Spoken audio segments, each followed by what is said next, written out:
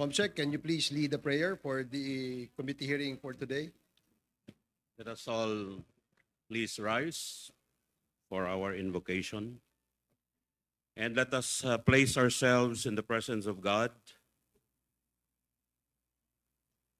O divine Creator, gracious and merciful Lord, we offer our sincerest gratitude for your unwavering presence among us as we gather in your name today, seeking your guidance and blessings in our pursuit of truth and justice. We stand here today with a collective resolve to aid our nation in stopping criminality and corruption that deepen poverty and human suffering.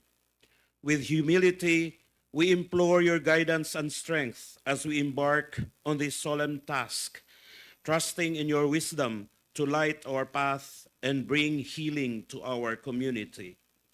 We pray for the strength to endure adversity and for our endeavors to sow seeds of restoration and healing. Grant us the wisdom to uncover the truth and the courage to act justly and without prejudice.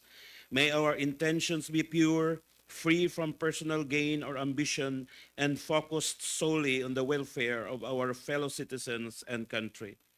May our investigation serve as a beacon of hope for those of us who seek justice, accountability, and fairness, and may it guide us toward a future where integrity prevails. Amen. Thank you, Comsec. Please remain standing for the singing of the national anthem.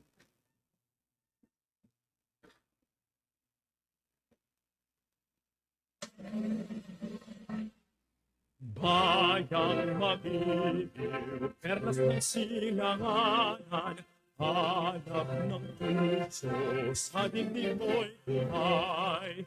Upang hinirang, duyan ka ng magiting, sa manlulupig, di ka pasisiil, sa dagat at bundok, sa simoy at sa langit mong bughaw, may dilag ang tula at awit sa paglayang minamahal, ang kislap ng wataw at mo'y tagumpay na naglilingling, ang bituin at araw niya kailan pa may di magdidilim, lupa ng araw ng luwalhating pagsinta, buhay ay langit sa piling mo.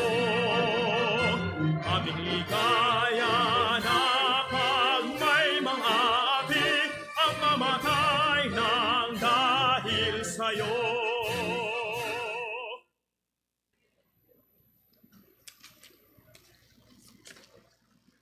Please allow the chair for his opening remarks. But before that, can we ask everybody to please settle down so that we can proceed with our hearing proper. To the honorable men and women of this august chamber, to our Senior Deputy Speaker, Dong Gonzales, to our distinguished guests, resource persons, witnesses, ladies and gentlemen, isang magandang araw po sa ating lahat. Sa ilang buwan nating pagsasakripisyo sa mga pagdinig ng Quadcom, ako po ay taus-pusong nagpapasalamat sa inyong ipinakitang pagmamahal at malasakit sa ating mahal na inang bayan.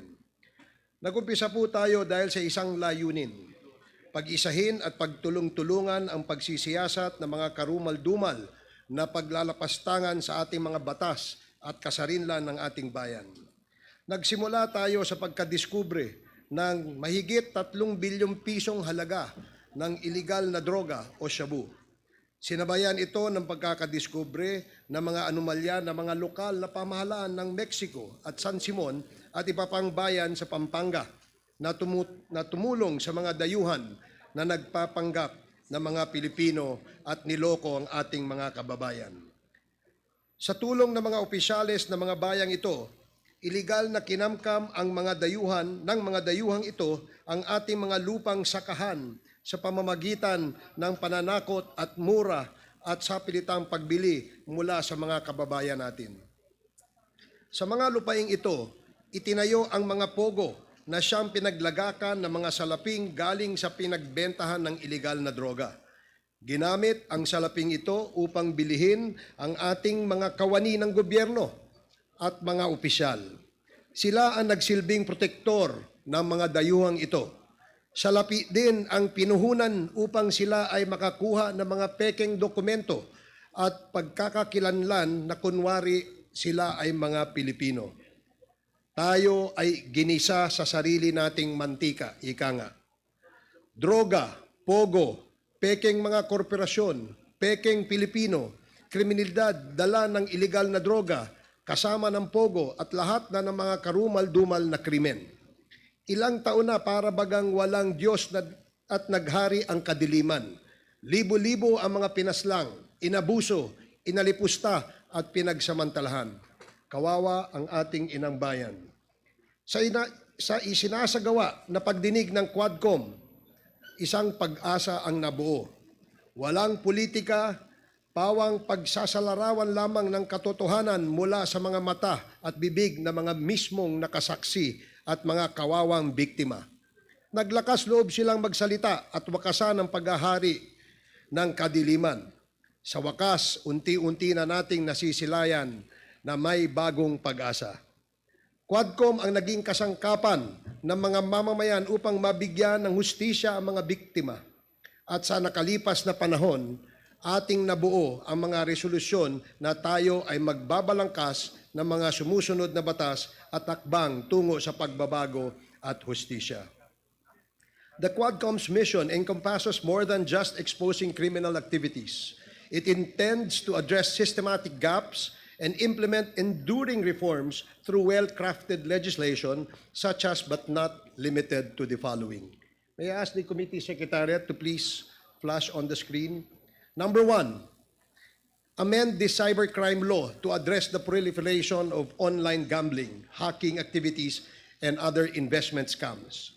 Number 2, amend Republic Act 9160 as amended by Republic Act 10365 or the Anti-Money Laundering Act of 2001 to empower the government to take swift measures even if no formal charges yet are filed in court.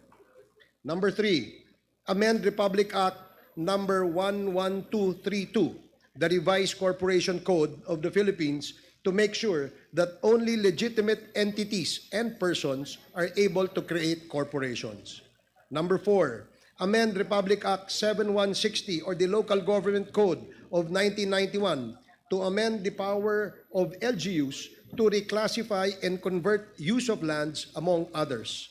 Number 5, amend law on birth registration to ensure that only Filipino citizens are registered and issued certificates of live birth. Number 6, amend the Land Registration Act to ensure that only legitimate corporations and Filipino citizens may own lands.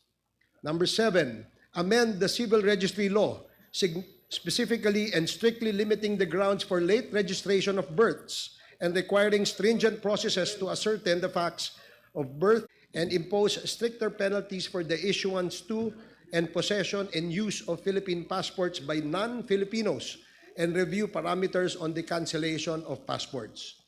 Number 12, repeal the Executive Order Number 13, Series of 2017, and Executive Order Number 175, and Republic Act 11590, which allowed and legalized POGO operations by foreigners in the country. Number 13, review the need to revive the death penalty on certain heinous crimes as an effective deterrent to the commission thereof. Naging urong-sulong po tayo sa usapin ng death penalty noong mga nakalipas na panahon. Tingnan natin ang nangyari. Sumama po lalo ang naging lagay ng ating kapayapaan at kaayusan. Hindi na takot ang mga kriminal. Lantaran ng ginawang pamamaslang na ngayon ay tinawag nating extrajudicial killings. Mismong ating mga kapulisan ang ginamit na pamatay tao. Nasira ang ating core values at napalitan ang kasakiman. Kapalit ang salapi, ginamit na kasangkapan ang kapulisan upang paslangin ang mga pinaghihinalaan at pinagbibintangan mga personalidad na may kinalaman sa droga. Sa bawat pagpaslang, may pabuyang naghihintay. Kailangan lamang isama sa listahan ng drug personalities ang pinaslang. Ngayon ay panahon ng pagtutuos. Magbabayad ang mga may sala. Hustisya sa mga biktima na pinagkapirahan lamang ng mga walang hiya na hanggang ngayon ay nakakalaya at ating nakakasalamuha. Aside from these measures, we will also initiate actions with the Office of the Solicitor General to forfeit all land holdings acquired by corporations and foreigners using spurious identities and documents. In conclusion, the proposed legislations we have outlined today are not just responses to the pressing issues of illegal drug trade, POGO-related crimes, and extrajudicial killings. They represent a crucial step toward building a more just and secure future for our country. As we move forward, it is imperative that we work together, lawmakers, law enforcement agencies, and the public, to ensure that these measures are enacted and effectively implemented. By doing so, we can safeguard our communities, restore public trust in our institutions, and uphold the rule of law for the generations to come. Sa ating pong pagbabalik sa susunod na mga hearings, asahan niyo po ang mga sumusunod.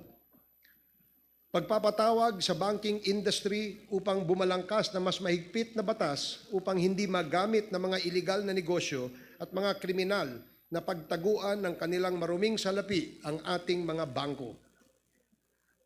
Ang Bank Secrecy Law ay tinitingnan din natin upang hindi na magamit na depensa ng mga taong pribado o nasa gobyerno at ng mga korporasyon na humaharap at iniimbestigahan ng Kongreso ukol sa mga katiwalian. Pagre-rebisar sa mga batas na nauukol sa Bureau of Customs upang taasan ang mga parusa sa mga katiwalian doon ng mga kawani na kasabwat ng mga kriminal na organisasyon at mga abusadong negosyante at mga kamag-anak o mismong matataas na opisyal o kawani ng gobyerno.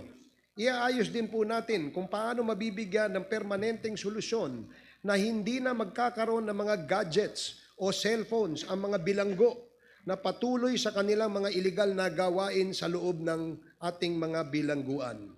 Ipapatawag din natin ang mga dati at kasalukuyang mga naging kawani o opisyal ng gobyerno na pinaghihinalaang may kinalaman sa iligal na droga sa paggawa ng listahan ng mga drug personalities at sa kanilang mga naging partisipasyon sa pagpatay sa mahigit na 20,000 tao noong nakalipas na panahon at sa kanilang mga kinalaman sa pagbibigay ng pabuya sa bawat isang napapaslang. Marami na pong hawak na ebidensya at impormasyon ang Quadcom. Lahat po ito ay masisiwalat sa tamang panahon. Hindi po makakalusot ang mga may sala. Hintayin po ninyo ang mga susunod na kabanata.